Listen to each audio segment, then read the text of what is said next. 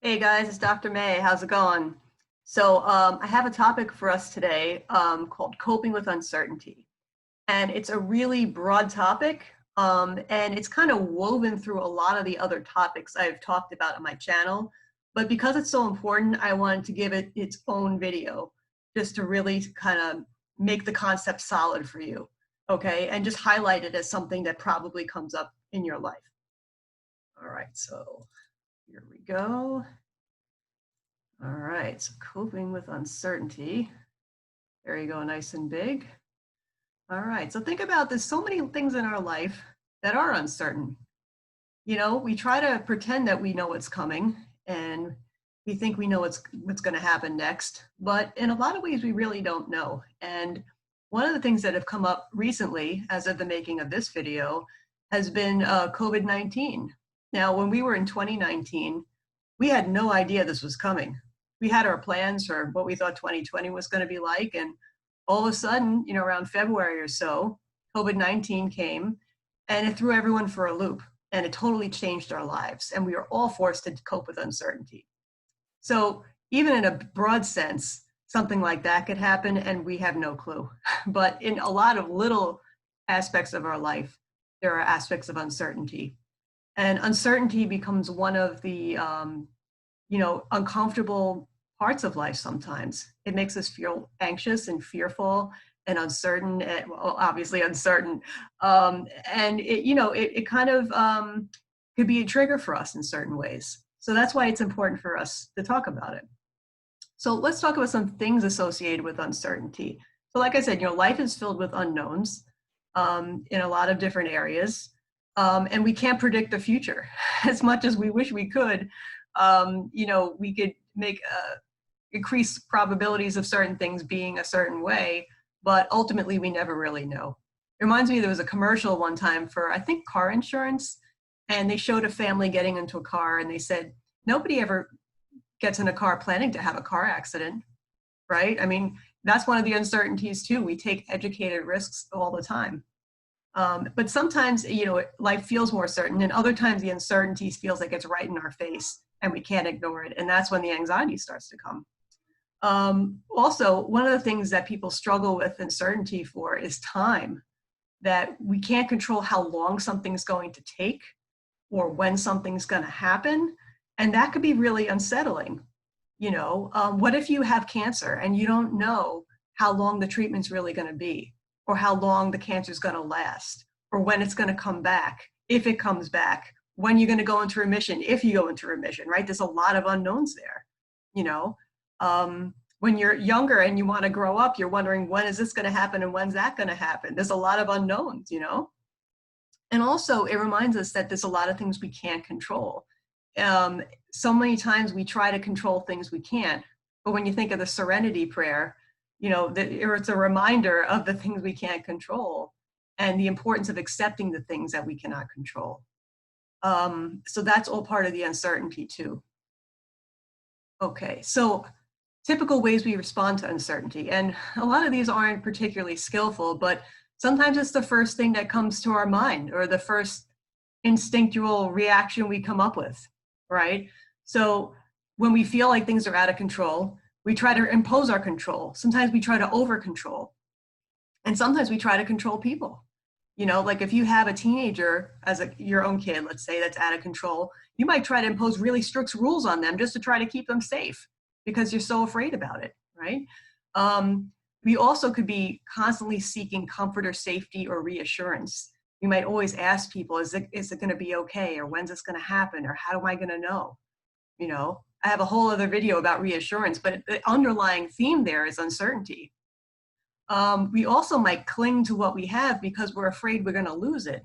When in uncertain times, we don't know if we're still going to have the money that we have, or the house, or the property that we have, or the people that we have, right? You might cling to a relationship because you're afraid you're going to lose it, Another thing that we do to try to create an illusion of certainty is to think the same thoughts over and over again. So part of the rumination that you might have, or the obsession that you might have, actually serves a little bit of a purpose. Although it's unpleasant and you may not particularly love being in your head all the time, it kind of is soothing in a certain way. because at least you can predict the fact that you're going to tell yourself this story over and over and over again. And sometimes it's easier to do that than to let that go and deal with what's actually happening in the here and now, which could be totally uncertain, right? Another thing is that we could try to avoid the idea of uncertainty, just not want to even deal with it, or to avoid the uncomfortable feelings that come along with it. And what's one thing that we sometimes can do? We could engage in addictive or compulsive type behaviors. Because why? Those behaviors happen over and over again, and they give us a false sense of predictability. And that predictability, as toxic as those behaviors can sometimes be, gives us like a slight sense of security that we're feeling lacking in uncertain times. All right, so this is all just to validate ourselves, to validate that these are common responses. We've all probably done them, and you know it's a natural tendency, but we could also choose other things too. Okay, so here's a new view of uncertainty. So this is just like the uncertain situation is always going to be there, but this is just a different way of approaching it so we could see it through a new lens and maybe respond to it differently. Okay, so one of the good things about uncertainty is that there's possibility. When you don't know what's going to happen, almost anything can happen. If you do the same thing and think the same thing over and over again, life feels a lot more predictable. And that could kind of be stale and boring sometimes. So how do you break through to something new? Tolerating uncertainty. Even in the process of personal change or life change is uncertainty.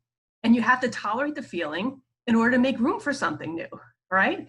Like in between selling an old house and buying a new house, there's an uncertainty of what's it going to be like and how am I going to move in and how am I going to adjust, right? So we have to sit with that in-between feeling sometimes.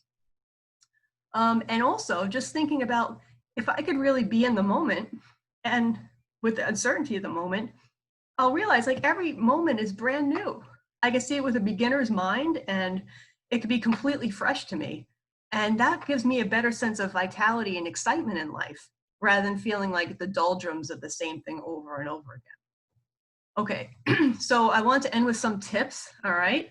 So here's some tips for coping with uncertainty in healthier ways, all right? So the original normal responses I talked about might be, you know, not always things that work out that well, but these are hopefully some tools that'll be working out better for you.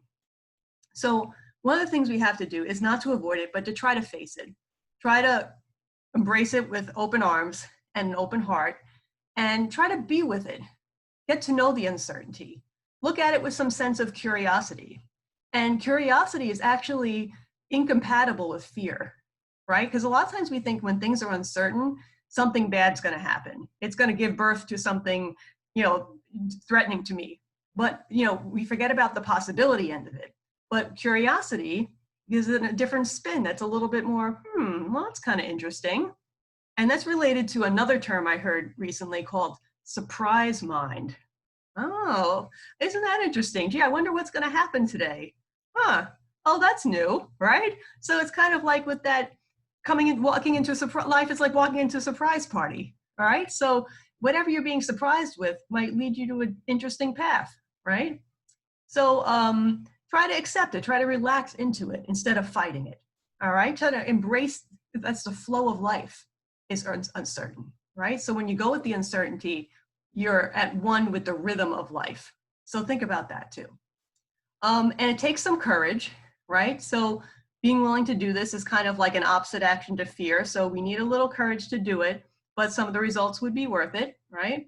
And so, you know, instead of struggling with it, try to think of going with the flow, okay? So that's the general gist. I mean, they're not super specific things, but it's like an overall approach or attitude that's sort of a mindful, accepting way that'll allow us to be with the uncertainties of life without acting out in a certain way or making it worse. All right, so that's all I have. It's a little short, but keep the concept in mind, okay? Because it comes up in a lot of different places and it underlies a lot of the painful emotions we have. So the better we are at getting to deal with uncertainty, the better we're going to be at just coping in general, okay? So thanks for listening, and I'll talk to you soon. Bye, guys.